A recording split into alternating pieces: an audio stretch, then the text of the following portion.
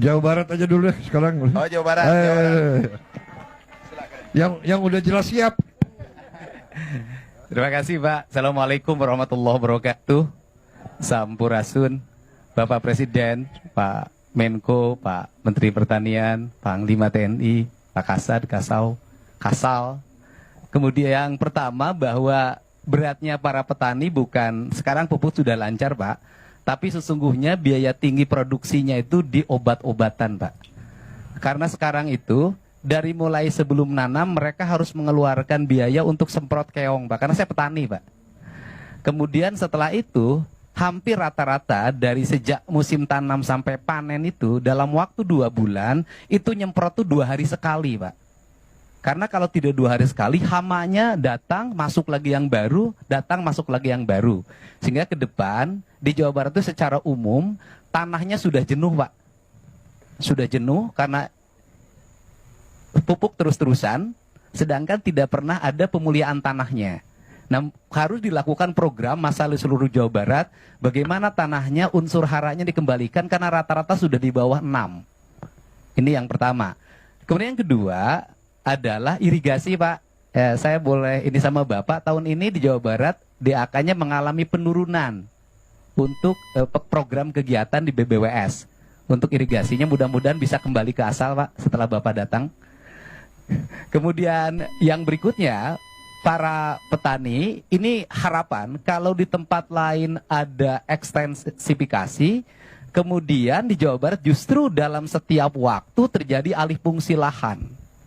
Saya sudah mengeluarkan peraturan gubernur Pak minggu yang lalu melarang alih fungsi lahan dalam bentuk apapun, terutama untuk kepentingan pertanian. Apalagi di daerah Bekasi itu sudah hampir habis. Mudah-mudahan, tetapi itu masih ada problem Pak, karena tata ruangnya masih pakai yang lama Jawa Barat Pak. Kabupaten kotanya masih pakai yang lama, sedangkan perubahan tata ruang itu kan perlu waktu 5 tahun. Nah, sistem izinnya kan pakai OSS. Jadi ketika orang mengajukan izin sawah, kalau di tata ruangnya diperbolehkan, izinnya keluar dari pusat Pak. Nah ini harus diantisipasi. Kemudian yang terakhir, mohon perhatian untuk pada para petani adalah peningkatan asuransi kesehatannya Pak. Karena banyak di antara petani ini, giliran sakit tidak tercover oleh BPJS. Atau mereka BPJS mandirinya tidak terbayar Pak. Bahkan kadang ada bayi yang ditahan di rumah sakit, tapi mulai tahun ini nggak boleh ada lagi. Itu saja Pak, mudah-mudahan pertemuan ini menjadi lebih bermanfaat. Kalau yang berikutnya karena Jawa Barat penyangga ibu kota, kemudian pusat lumbung pertanian nasional, ya seluruh alatnya harus banyak ditambah Pak. Kalau itu sudah harus yakin Pak, karena Jawa Barat loh Pak, Jawa paling barat Pak. Jadi seluruh perlengkapan Pak Menteri mohon ditambah kalau ingin peningkatan produksi. Dan terakhir, saya minta di Jawa Barat masih ada areal perhutani, areal PTPN yang alih fungsi kepada yang lain-lain hari ini. Mohon untuk ditetapkan justru itu untuk peningkatan produktif pangan dan jagung Pak, dikelola oleh petani Pak. Jadi di musim tanam nanti November kami bisa nanam gogoranca, karena Provinsi Jawa Barat sudah menetapkan di November nanti seluruh areal tanah kosong akan ditanami pagi gogoranca oleh Provinsi Pak. Terima kasih Pak. Assalamualaikum warahmatullahi wabarakatuh. Baik, terima kasih. Nanti kita pelajari ya masalah obat-obat pestisida, bagaimana apakah ada teknik-teknik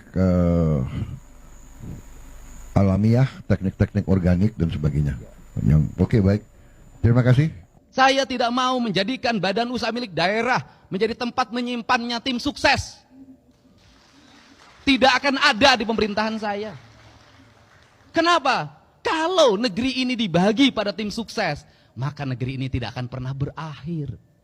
Tahun ini, tahun depan lagi ini, kapan kita ini? Dan negeri menjadi negeri balas dendam. Kenapa Tiongkok berhasil? BUMN-nya berhasil membangun infrastruktur. Negaranya menggerakkan investasi, membiayai. Apa yang terjadi? Mereka surplus keuangan. Karena surplus keuangan maka dia mencari negara di mana dia harus berinvestasi agar uangnya berputar lagi. Provinsi Jawa Barat tidak boleh terus-terusan dalam setiap tahun membuang uang seolah-olah uang itu tiap tahun ada dan tugasnya menyerap. Menyerap bukan hanya angka yang diserap, bukan itu output, outcome, benefit yang harus dirasakan oleh publik.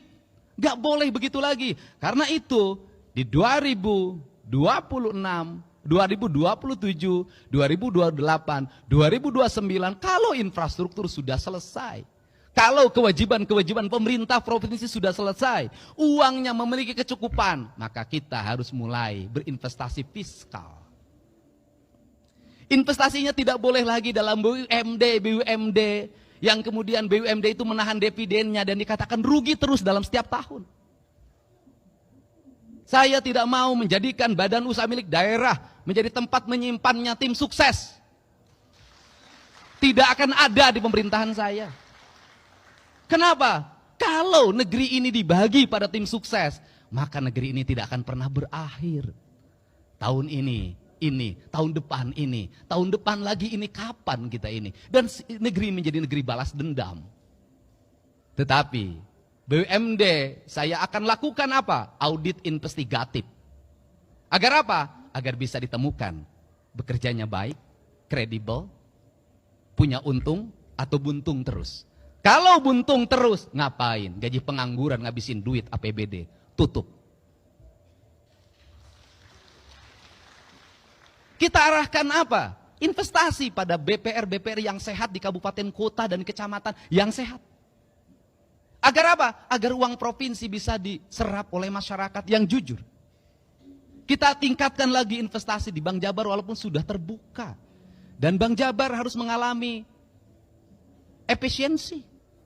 Efisiensi apa? Struktur jabatannya jangan terlalu banyak. Jumlahnya sedikitkan. Untuk apa? Karena Bank Jabar itu nggak usah pakai struktur banyak juga sudah untung. Pelanggannya ASN, anggota DPRD, bupati dan wali kota, termasuk mungkin saya nanti. Nah, kenapa? Kalau seperti itu, maka kalau jumlahnya sedikit, untuk apa? Agar dia dividennya tinggi. Kalau dividennya tinggi, belanjakan untuk kepentingan publik lagi. Kalau kemudian punya CSR, jangan disembunyikan, umumin berapa CSR-nya. Dan saya merencanakan CSR pada tahun 2025 untuk pembangunan sekolah. Satu sekolah dari CSR. Kalau seperti itu nanti anak-anak kita bisa bersekolah. Tidak ribut lagi. Tidak mengalami lagi anak Jawa Barat 350.000 ijazahnya belum ditebus. Negara sudah merdeka, ijazah belum ada di tangan. Kang Deddy Mulyadi merampas hak anak. Itu yang disebutkan oleh orang-orang yang tidak suka dengan kebijakan Kang Deddy Mulyadi sebagai Gubernur Jawa Barat dengan memasukkan anak-anak yang perlu bimbingan khusus ke barak militer. Alhamdulillah, abdi sebagai orang Sunda ngarasa bungah, ngarasa atoh ngupingkeun ieu pidato sampai ngeluarkeun cai soca. Dan pidato ini jawaban buat orang-orang yang menyebutkan bahwa Deddy Mulyadi merampas hak anak-anak. Dengarkan sampai habis.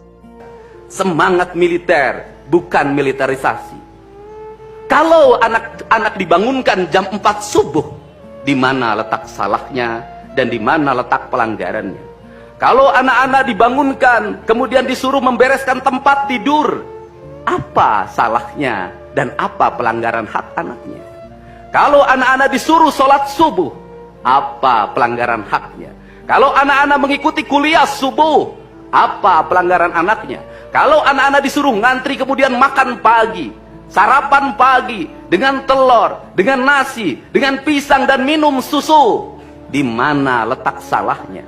Kalau anak-anak kemudian disuruh belajar dan saat belajar duduknya bersikap memandang ke arah gurunya, memandang mata gurunya agar terjadi transformasi energi antara guru dengan muridnya yang hari ini dihilangkan dengan digitalisasi, menghilangkan ruh spiritual konsepsi pendidikan kita, diganti dengan konsep pendidikan digital yang tidak lagi melahirkan hubungan emosional guru dan murid. Akhirnya murid-murid tidak menghormati guru-gurunya karena guru lupa mengekspresikan nilai-nilai spiritual dalam dirinya pada murid dalam ruangan yang hening, diganti dengan papan belajar digital. Di mana letak salahnya?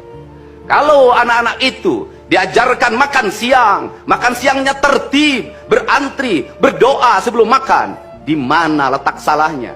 Kalau anak-anaknya sore hari diajarkan bola voli, sepak bola, latihan baris berbaris, di mana letak salahnya? Kalau sore hari anak-anak disuruh masuk ke masjid, mengikuti pengajian, di mana letak salahnya? Kalau setelah itu mereka makan malam, dan makan malam ditandai dengan berdoa, di mana letak salahnya? Kalau mereka jam 9 disuruh masuk bara, disuruh masuk ruang tidur, dan disuruh tidur, di mana letak salahnya? Justru hak-hak anak terdapat di barak pendidikan TNI, dan hak itu tidak mereka dapatkan di rumah-rumah.